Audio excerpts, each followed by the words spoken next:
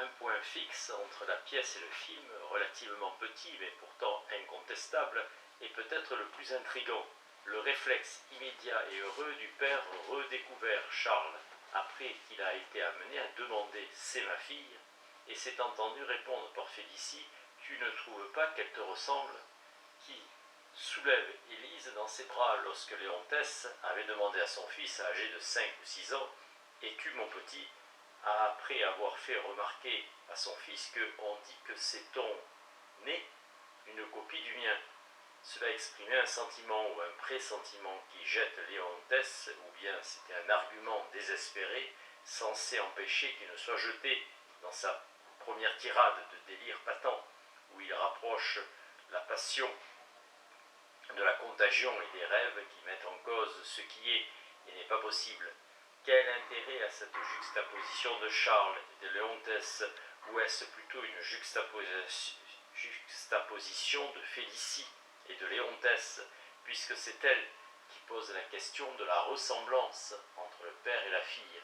Le fait qu'elle remarque particulièrement l'aîné est montré dans l'église à Nevers, lorsqu'elle observe qu'une effigie de sainte a le nez droit. Un peu plus tôt, nous l'avions entendue en conversation avec sa sœur, toutes les deux comparant les apparences des hommes, et elle disait qu'elle et Loïc avaient bien un peu le même nez, pour ajouter qu'elle avait toujours eu horreur de son nez. Cela pose l'idée de Loïc comme son frère, ce qu'elle confirmera par la suite en disant que s'ils s'étaient connus dans une autre vie, ils auraient pu être frères et sœurs, et en même temps, cela annonce l'idée qu'elle veut que l'enfant ait le nez de son père, pas le sien. Donc tout se passe comme si elle reformulait la question de comparaison posée par Léontès.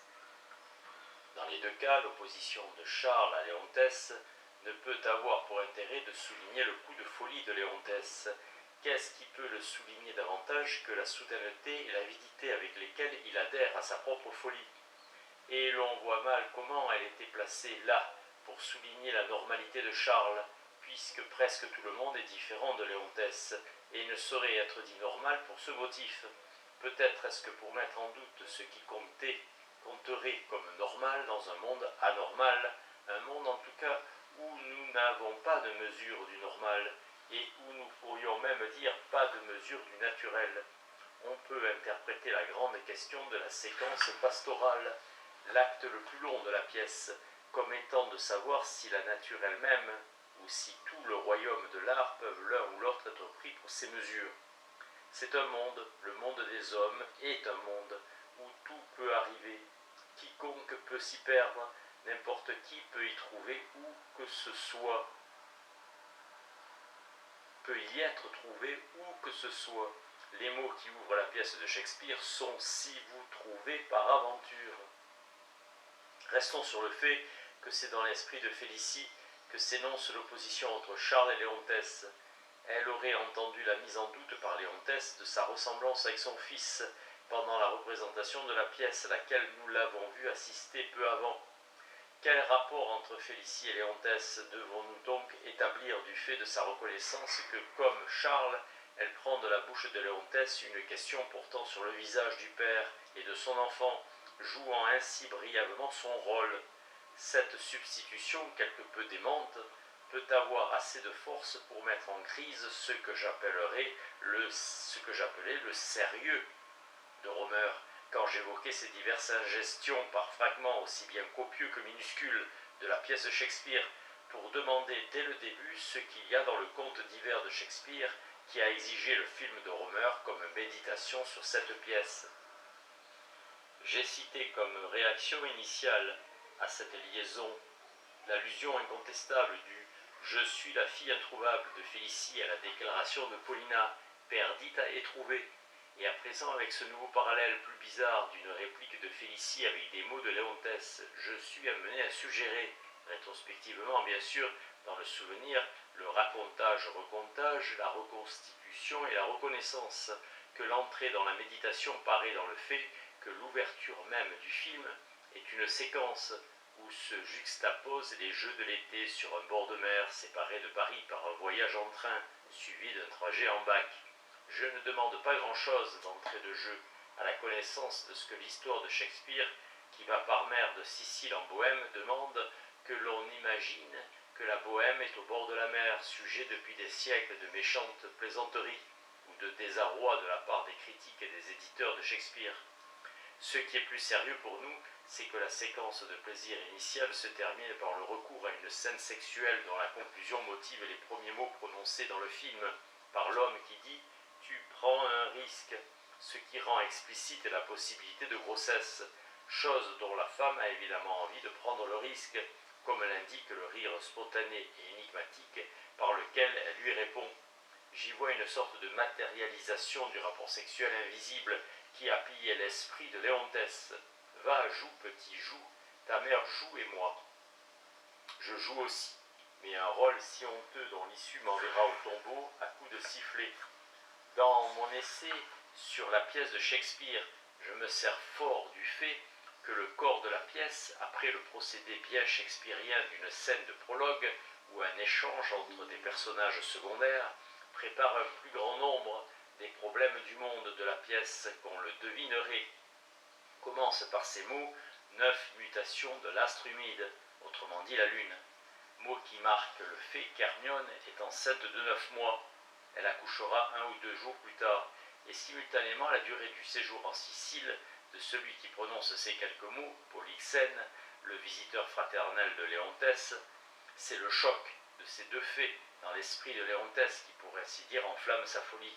Mon essai, je l'ai dit, soutient que c'est le fait de la grossesse d'Hermione qui rend fou Léontès, ce qui veut dire que sa jalousie envers Polyxène est une couverture pour cette folie. De même, dans mon essai sur Othello, je soutiens que la jalousie d'Othello envers Cassio est une couverture pour son désarroi face à la capacité de réaction érotique séparée que Dédémone a pour lui, pour Othello. Pourquoi cette grossesse menace Léontès? Pourquoi il ourdit une ruse psychique pour nier le rôle qu'il a pris? Je ne suppose pas qu'il nous soit donné de le savoir. Peut-être est-ce que parce que la naissance parlera de sa propre condition de mortel, de quelqu'un qui doit mourir après lui, peut-être parce qu'elle signifie sa condition séparée d'avec Hermione, quelque chose qui vient s'interposer entre eux. Peut-être suis-je encouragé à prendre à cœur précisément ici les préoccupations de Romer, à cause d'un film éblouissant qu'il a réalisé il y a quelques années de cela, La Marquise d'O, dont le sujet est une grossesse mystérieuse, sans père pour ainsi dire. Léontès recouvre sa raison à l'instant où il apprend que ses 2 enfants sont, comme il le croit, donnés pour morts. Mais comment la conjonction ou la conjecture des grossesses confirmerait-elle un lien supplémentaire entre Félicie et Léontès, plutôt que plus simplement entre Félicie et Hermione?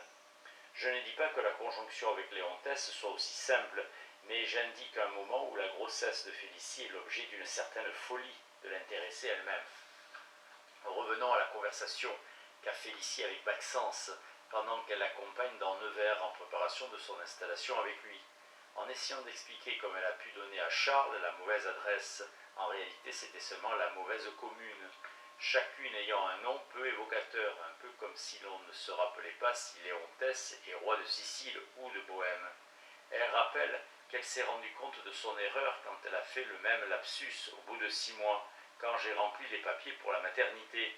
Ainsi c'est elle qui relie le lapsus avec sa grossesse. L'un comme l'autre peuvent être considérés comme des accidents. Elle termine son récit à Maxence en déclarant avec une explication qui exclut l'explication « J'ai été allié ».